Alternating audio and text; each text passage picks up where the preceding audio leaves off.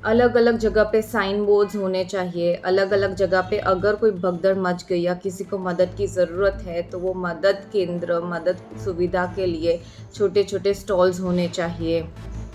मानो अगर भगदड़ हो गई या किसी को इमरजेंसी में ज़रूरत पड़ गई तो रेस्क्यू टीम या एम्बुलेंस जल्दी अवेलेबल होने चाहिए।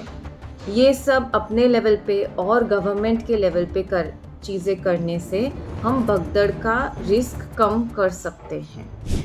महाकुंभ में हुए इस बड़े हादसे में जहां 30 लोगों की मौत हो गई, चलिए डॉक्टर से जानते हैं भगदड़ क्यों होती है, किस मानसिकता के साथ भगदड़ होती है, लोगों के दिमाग में आखिर चलता क्या है जो लोग एक दूसरे के ऊपर चढ़ते हुए भागते चले जाते हैं किसी की जान की परवाह किए बिना। जानते हैं डॉक्टर से भगदड़ के पीछे की मानसिकता। साइकोलॉजिस्ट से बात करेंगे, सवालों के जवाब जानेंगे, सुनिए। तो ये भगदड़ से बचने के लिए इसका प्रिवेंटिव क्या हो सकता है, क्योंकि जहाँ पे भी भीड़ है वहाँ पे भगदड़ हो सकती है, वहाँ पे लोगों को इंजरी हो सकती है, जान जा सकती है। तो इससे कैसे बचे?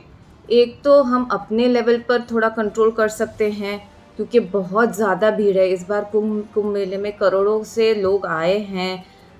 तो काफ़ी चीज़ें जो इवेंट ऑर्गेनाइज करता है या गवर्नमेंट है या पुलिस है, गार्ड्स है, उनके अंडर में ये आती है how to manage crowd management कैसे करना है। तो अपने लेवल पे हम क्या कर सकते हैं? जब भी हम कोई भीड़ वाली जगह पे जा रहे हैं तभी हमें पहले से पता होना चाहिए कि उसके एंट्री कहाँ पर है, उनके एग्ज़िट कहाँ पर है, इमरजेंसी एग्ज़िट कहाँ पर है।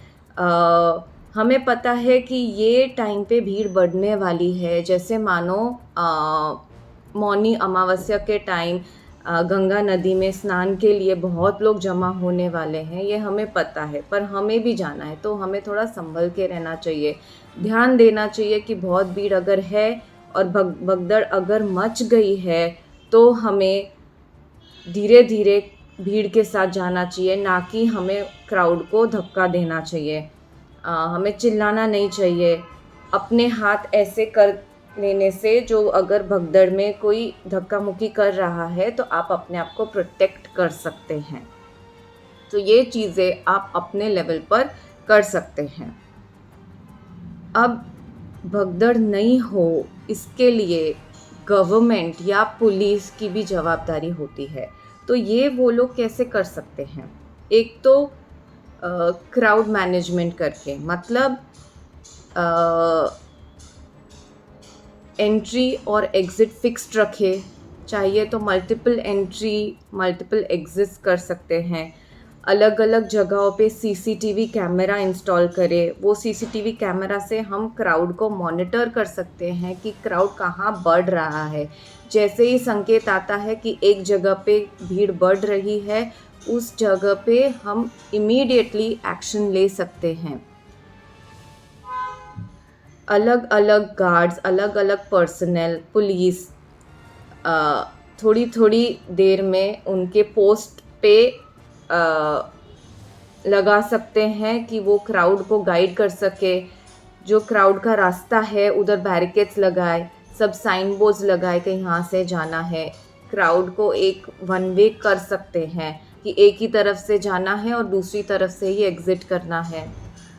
टिकट का यूज़ कर सकते हैं कि एक ही जगह पे इतना ही क्राउड होना चाहिए, फिर वो क्राउड डिस्पर्स होगा, फिर दूसरा आएगा। डॉक्टर को आपने सुना, डॉक्टर ने जो दिशा निर्देश दिए हैं, अगर आप कुंभ जाने की प्लानिंग कर रहे हैं तो बिल्कुल उसे लेकर समझकर जाइएगा।